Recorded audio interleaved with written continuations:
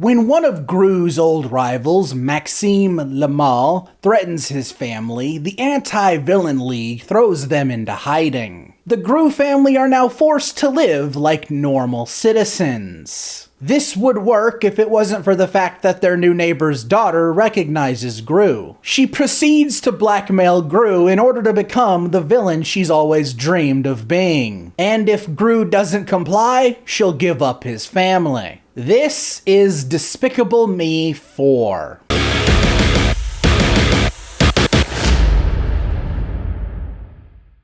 Despicable Me 4 is the fourth film in the Despicable Me franchise. And like the sixth one overall, counting the Minions movies. Now, it's really no secret that I don't particularly care for the Minions. But I don't really mind Gru as a character, so I greatly prefer the Despicable Me movies over the Minions movies any day of the week. So this film's gotta be fine, right?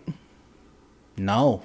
Despicable Me 4 is 90 minutes of what I can only describe as short films. Short films that have, at the bare minimum, a real narrative. There are so many stories going on, it's almost impossible to keep track of. The scenes that truly have relevance to a grander plotline are outweighed 10 times by scenes that don't. I haven't seen Despicable Me 1 and 2 in a long time, but I definitely remember them having a pretty tight story throughout it. I can't speak for 3 because honestly, I have never seen it. Even with the minion antics in those films, there is still a consistent story going on. This film, it's just, okay, we're gonna focus on this character doing this for a few minutes, and then we're gonna focus on this character doing this, and then this character, this character, this character, and then we'll eventually figure out how to tie everything together in the most convoluted way possible. Steve Carell, to his credit, is still giving 110% as Gru, although his charm is a lot less when you pair him up with a character who's almost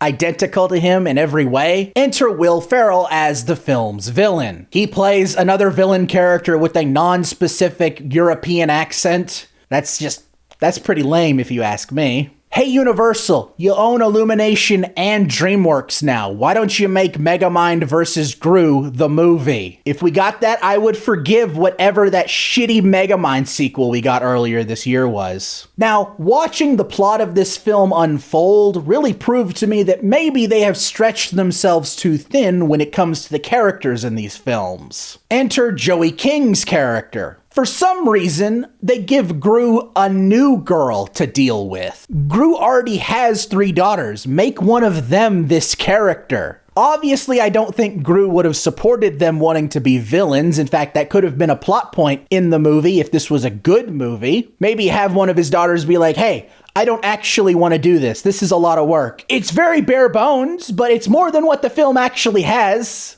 And then, of course, this film pulls a Fairly Odd Parents and a Rugrats and adds in a baby voiced by Tara Strong. We're really doing this again? I swear to God, that baby does hardly anything in the movie and just serves to be a plot device. It's not even really about Gru trying to connect with his son. The baby is just there. Again, I haven't seen Despicable Me 3, so I can only assume there is a hardcore sex scene between Gru and Lucy in that film, leading to the birth of Gru Jr. Imagine that face in bed.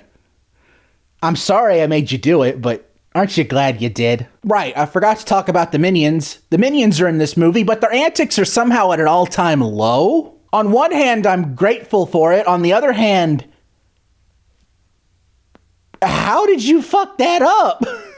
A big part of the marketing of this movie are the Mega Minions, minions with superpowers, and they do jack shit in this movie. I haven't seen a superhero team do this little since the 2005 Fantastic Four. Minions with superpowers should at least be interesting, but somehow it is the most boring thing in this film. And that's saying a lot because there's a lot to this movie that is really freaking boring. Personally, I think the Mega Minions were an idea for a Minions movie all to themselves. But they couldn't stretch the idea to 90 minutes, so they just kind of tacked it onto this film. But on the other hand, they clearly didn't know how to stretch the plot of this film out to 90 minutes. So I don't know what the hell they would do. I also feel like they were banking on this movie coming out at the same time as the MCU Fantastic Four film, with one of the Minions having stretchy powers and the other one being made of rocks.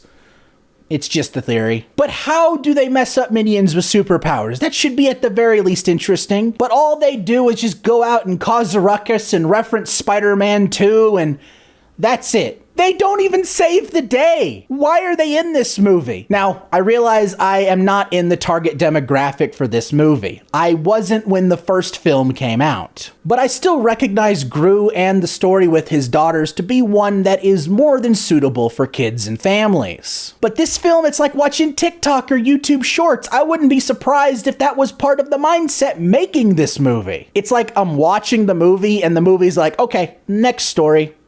Next story.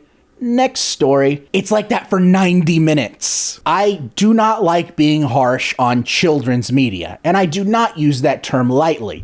This is children's media. But it just so happens I saw Inside Out 2 a few weeks ago, and that film has everything this film doesn't. It's clever, funny, emotional, and has a straightforward story kids and adults alike will love. So forgive me if I'm a little harsh on this film. Kids deserve better. Despicable Me 4 just wasn't for me. Now, if there is anything I can give this film, it made me appreciate the Mario movie and Migration a whole lot more. If you remember in my Mario review, I referred to the Mario movie as Illumination's Spider-Verse. I never once meant that quality-wise, but in terms of how different the film is from the rest of Illumination's library. The same can be said for Migration, a real cute and fun little family film. I realized all this the second time I had to watch a character in this film relieve themselves. But not before the third. I hope you all enjoyed this review, and if you did, please consider hitting that like button, and if you want to see more, hit that subscribe button and ring that bell to be notified when my next review drops. By the way, follow me on twitch.tv/QuintDunaway. Big things happening there soon. Until next time, I'm Quint Dunaway, hoping you will keep it cinematic.